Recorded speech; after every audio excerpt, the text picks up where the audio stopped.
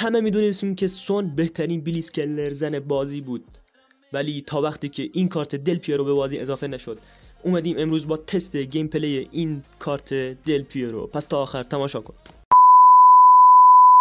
سلام بچه‌ها، حالتون چطوره؟ امیدوارم حالتون خوب باشه. من پویا هستم و امروز اومدیم سراغ دل پیرو بلیتزکلر زن اکسلریشن برست که یه آماری ازش ببینیم. خودم مکس دستی برای بلیتز بهش دادم که بریم امروز تستش کنیم و ببینیم چطوری این مرد بزرگ بلیتز میزنه. اینجا شما فینیشش میبینید که 99 شده، ست پیس 97. واقعا کاشته باهاش میزدم خیلی خوب میزد. کرل 97 و اسپید 89، اکسلریشن 99، کیک پاور 89 و بالانس 99.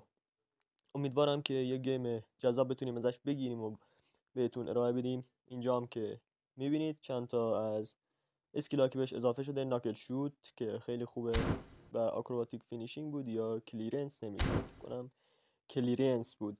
خب الانم برم یک مچ بیارم، البته مچ آفلاین میارم بچه‌ها چون گوشیم لگ میزنه، چون نتم خرابه، گوشیم لگ میزنه و اوضاع واقعا خرابه.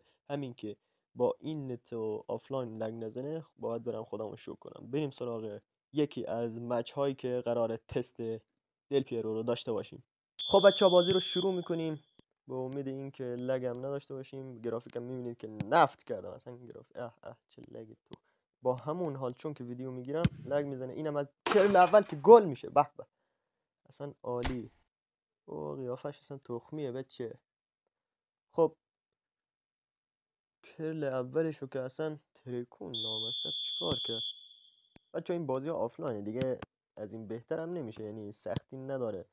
حیف که گوشیم خدا وکیلی لگ میزنه، اگه نه خیلی بهتر میتونستم گیم پلیش رو بگیرم. حالا پول اسکولز میده به کوین دی بروینه، یه پاس برای جود بیلینگام. چرا دل پیرو اینجا نبود؟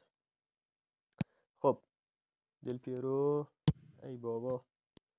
پول اسکولز نتونست توپو بگیره. بلیتی ایو رودیگر. بلیتی بلیتی بلیتی بلیتی. پول اسکولز توپو گرفت، میدیم به کوین دی بروینه، پاس برای فرناندو تورس. تورس بکش. بیلینگام اینجا چیکار؟ خب بده به کوین، نه این که پول اسکولده. بده به جود. دل پیرو یک بلیت از نزدیک و گل. گل دوم توسط آقای الساندرو دل پیرو. احساس میکنم اینجوری اصلا به درد نمیخوره گیم پلی، ولی خب بریم اشکال نداره. جود بیلینگام بده به دل پیرو، نشد.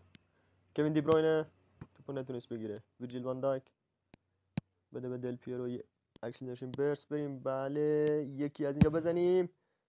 اوه ترکون بچه، ترکون اصلا چی میگم. خب دیگه خلاصه چه کرلای میزنه ببینید، اصلا فرار میکنه. ریز جسه خیلی خوب، فقط شاید تنه بخوره، مثلا یک مدافع قول بیفته جلوش دیگه کارش ساخته است فکر کنم، نمیدونم. خب برو دل پیرو.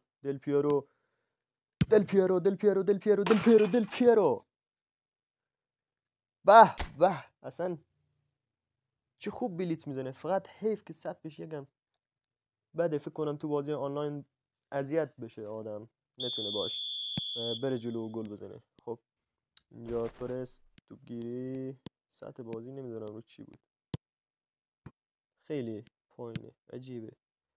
برو دل پیرو.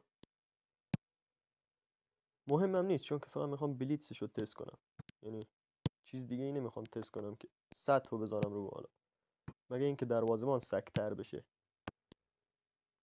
لگ نزن ناموسن. چه وضعی. بلینگام اصلا این بالانس این بلینگام ببینید شما. بلینگام بریم یه گل با بلینگام بزنیم. بلینگام یس. حیف که اصلا گرافیک ندارم، اگه نه خیلی تخمی آجی، بدون گرافیک اصلا حال نمیده. برو دنبال توپ. تورس توپو میگیره، الساندرو دل پیرو، یه چرخش، بالانس بالا، ای بابا تنه خورد. تورس، یه پاس برای دل پیرو. دل پیرو تمام کنندگی تو نشون بده، قد نداره. اینجا کوین دی بروینه دنبال توپ، بگیر توپو. الساندرو دل پیرو، یه بلیت از همینجا، یه بلیت از همینجا، ای بابا تیرک خورد. دل پیرو، دل پیرو، دل پیرو از همینجا، دل پیرو زد بیرون. دل پیرو عزیز جان نزن بیرون. دل پیرو، دل پیرو، دل پیرو. خب بریم سراغ پای چپش، ببینیم با پای چپ چیکار میکنه این مرد بزرگ، مرد کوچک، سال بزرگ چی میگم. با پای چپ اوف. خیلی خوب میزنه. میخوام کل بلیتسا با پای چپ راست همشو ببینیم. ای بابا از دور خیلی خراب شده بلیتسا فکر کنم. بروینه، کوین دی بروینه، الساندرو دل پیرو. دل پیرو با پای چپ نمیتونه خوب بزنه. سون، نه با پای چپ مثل پای راست نمیزنه. پای راست خیلی خفن میزنه، خیلی. بده به تورس، تورس پاس بده به دل پیرو، حرکت کن.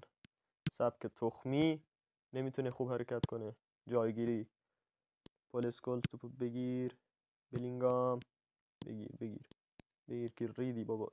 نیمه دوم بزن دیگه، با پای چپ یکی گل کن. پول اسکولز بده به کوین، واسه با کوین یه راکت بزنیم. بلینگام. بله اصلا محشر کارت های بلینگام. یه خوشحالی گل خفن ببینیم. خب بچه ها اینم از الساندرو دل پیرو که دیدید خیلی خفن بود کارتش. بلیتساش خیلی خیلی خیلی خوب بود. علی حیف که سبکش فاکس این د باکس، یعنی گل پوچر می بود خیلی کارت خوبه میشد، یا حداقل یه کارت وینگر ازش میدادن خیلی بهتر میشد و عالی میشد. ممنون که تا آخر ویدیو تماشا کردی، یعنی اگه تا اینجا که تماشا کردی دیگه آخر ویدیو، دمت گرم، ممنون.